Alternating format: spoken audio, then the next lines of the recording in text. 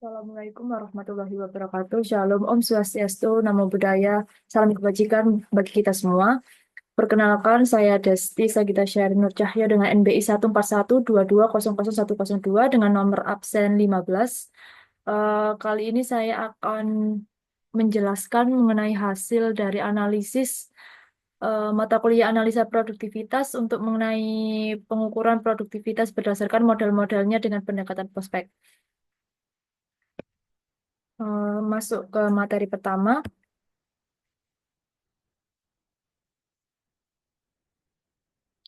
Di sini tertera data keuangan perusahaan yang mana kami menggunakan 6 aspek, yaitu yang pertama adalah produksi, organisasi, penjualan, produk, tenaga kerja, dan modal.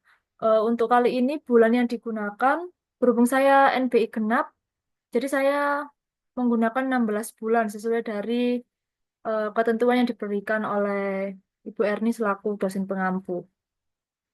Dapat dilihat dalam produksi terdapat pendapatan bersih dan HPP, pada organisasi terdapat nilai tambah dan biaya umum, untuk penjualan terdapat laba kotor dan biaya penjualan, untuk aspek produk terdapat laba kotor dan biaya langsung, untuk tenaga kerja terdapat laba kotor dan gaji total, dan untuk modal terdapat pendapat bersih dan modal.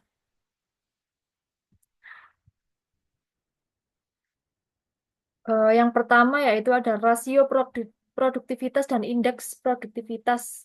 Kali ini saya menggunakan contoh untuk aspek produksi karena untuk aspek-aspek berikutnya perhitungannya akan sama dengan aspek produksi. Jadi yang pertama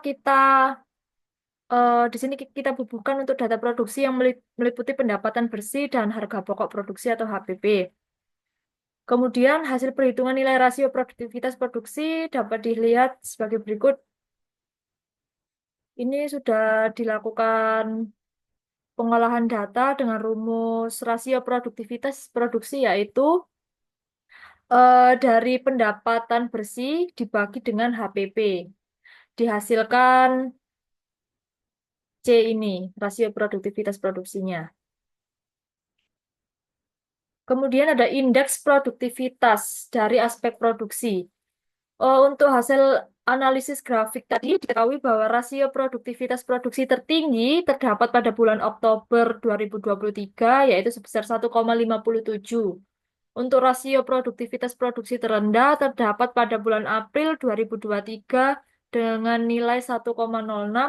Kemudian ada rasio produktivitas produksi tengah-tengah adalah 1,25. Ini menggunakan rumus median untuk mencari nilai tengah. Kemudian ada indeks produktivitas produksi. Dapat diketahui sebagai berikut. Untuk rasio produktivitas tadi menggunakan rumus C sama dengan A dibagi B.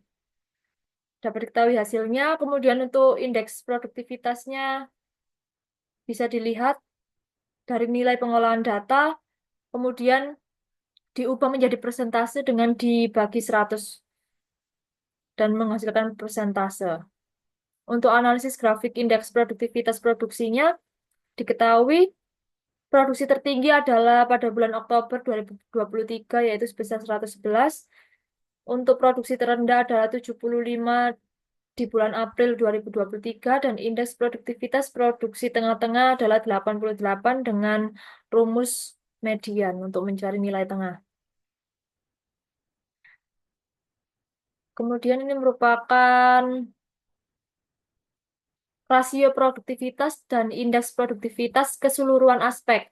Jadi untuk tadi adalah contoh perhitungan di aspek produksi, sedangkan untuk organisasi, penjualan produk, tenaga kerja, dan modal itu sama. Jadi tinggal pengulangan saja. Sama seperti yang sudah saya jelaskan sebelumnya. Dan didapatkan rasio produktivitas pada tiap aspek sebagai berikut. Kemudian dari setiap aspek ini dijumlah totalnya, kemudian dirata-rata menggunakan rumus average. Ini merupakan grafik dari rata-rata rasio produktivitas dan indeks produktivitas keseluruhan aspek. Di sini diketahui bahwa rata-rata rasio produktivitas keseluruhan aspek tertinggi adalah sebesar 2,28 pada aspek modal. Untuk rata-rata rasio produktivitas keseluruhan aspek terendah adalah sebesar 1,18 pada aspek tenaga kerja, dan rata-rata rasio produktivitas keseluruhan aspek tengah-tengah adalah sebesar 1,50.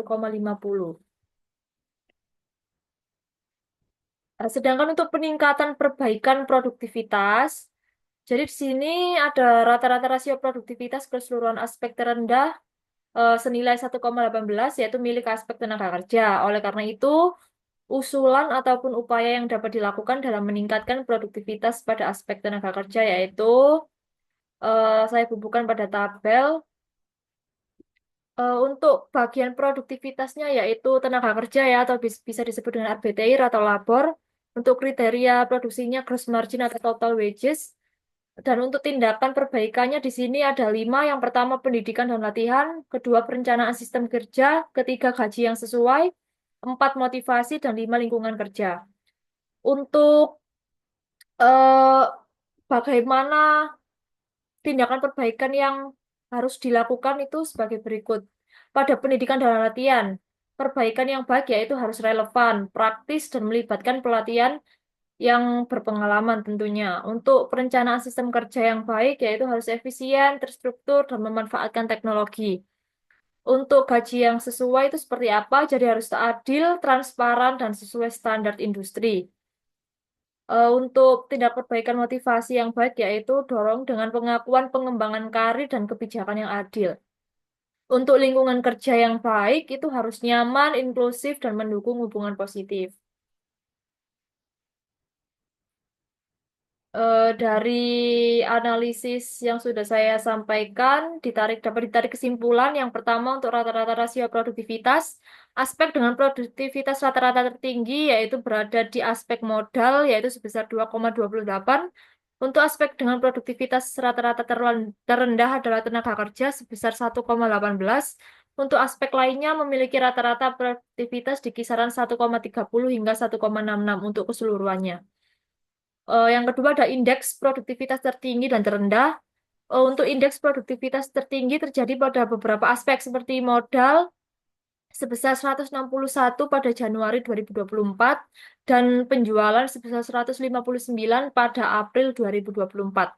Untuk indeks terendah cenderung terjadi pada waktu yang berbeda, misalnya modal pada 52, sebesar 52 pada April 2023 dan tenaga kerja sebesar 93 pada Juli 2023.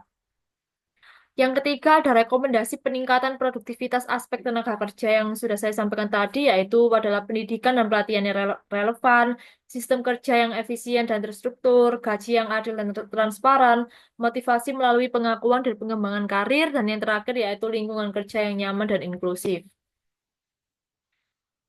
Sekian dari saya, semoga dapat diterima. Mohon maaf jika ada salah kata maupun tindakan. Terima kasih. Wassalamualaikum warahmatullahi wabarakatuh.